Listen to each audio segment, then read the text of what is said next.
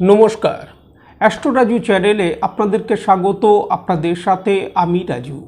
আলোচনা করব 15ই এপ্রিল থেকে 21শে এপ্রিল এই সপ্তাহটি বৃষভ রাশির ওপর কী ধরনের প্রভাব আসতে পারে। এই সপ্তাহে চন্দ্রমাকে গোচরে মূলত কর্কট রাশি, সিংহ রাশি ও কন্যা রাশিতে ভ্রমণ করতে দেখা যাবে।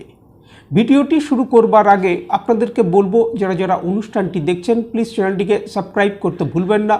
আর যারা যারা সাবস্ক্রাইব করছেন তাদেরকে আমার অসংখ্য ধন্যবাদ।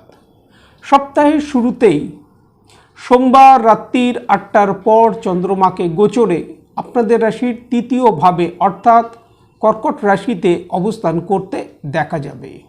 কর্কট রাশিতে চন্দ্রমাকে গোচরে বৃহস্পতিবার সকাল প্রায় 8টার আগে পর্যন্ত অবস্থান করতে দেখা যাবে।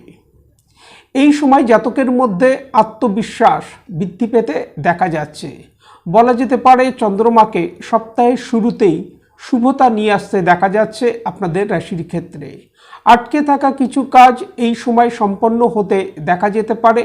কর্মক্ষেত্র, ব্যবসায়িক ক্ষেত্র থেকে এই সময় অগ্রগতি আসতে দেখা যাচ্ছে। ব্যবসায়িক ক্ষেত্র থেকে এই সময় আর্থিক দিক থেকে লাভপ্রাপ্তি আসতে দেখা যাবার সম্ভাবনা। তবে এই সময় নিজেদের কথাবার্তার উপর কিছুটা নিয়ন্ত্রণ করে চলা উচিত। বৃহস্পতিবার সকাল 8টার পর চন্দ্রমা গোচরে আপনাদের রাশির চতুর্থ ভাবে অর্থাৎ সিংহ রাশিতে প্রবেশ করবে এবং শনিবার রাত্রির প্রায় 8টা 50 আগে পর্যন্ত চন্দ্রমাকে গোচরে সিংহ রাশিতেই অবস্থান করতে দেখা যাবে। আর্থিক দিক থেকে এই সময় কিছু লাভপ্রাপ্তি আসতে দেখা যেতে পারে।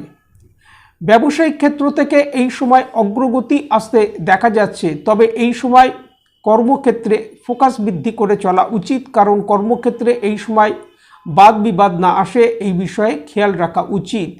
নিজেদের কথাবার্তার ওপর নিয়ন্ত্রণ করে চলা উচিত। যে কোনো সিদ্ধান্ত নেবার ক্ষেত্রে সতর্কতা অবলম্বন করা উচিত।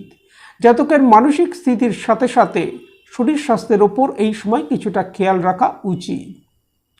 শনিবার রাত্রির 8টা 50 পর চন্দ্রমা গোচরে আপনাদের রাশির পঞ্চম ভাবে অর্থাৎ কন্যা রাশিতে প্রবেশ করবে এবং সপ্তাহের শেষ চন্দ্রমাকে গোচরে কন্যা রাশিতেই অবস্থান করতে দেখা যাবে। এই সময় ভাগ্যের সহায়তা আসতে দেখা যাচ্ছে। আর্থিক দিক থেকে এই সময় কিছু লাভপ্রাপ্তি আসতে দেখা যেতে পারে। তবে কর্মক্ষেত্রে এই সময় ফোকাস বৃদ্ধি করে চলা উচিত।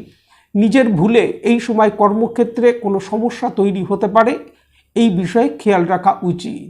ব্যবসায়িক ক্ষেত্র থেকে এই সময় একটা স্বাভাবিক রেজাল্ট আসতে দেখা যাচ্ছে। মানসিক কিছু সমস্যা বা দুশ্চিন্তা এই সময় মনের মধ্যে কাজ করতে দেখা যেতে পারে।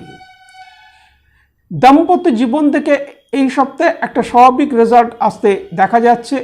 প্রেম প্রণয়ের ক্ষেত্রে এই সপ্তাহে কিছুটা অ্যাডজাস্ট করে চলা উচিত।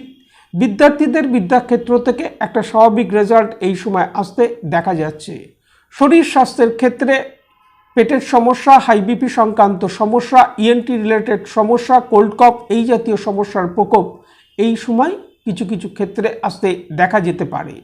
এই সময় প্রত্যহ মা দুর্গার যে কোনো মন্ত্র যদি নিত্য জপ করা যায় তা থেকে যথেষ্ট লাভপ্রাপ্তির সম্ভাবনা। আজ এই পর্যন্ত। নমস্কার।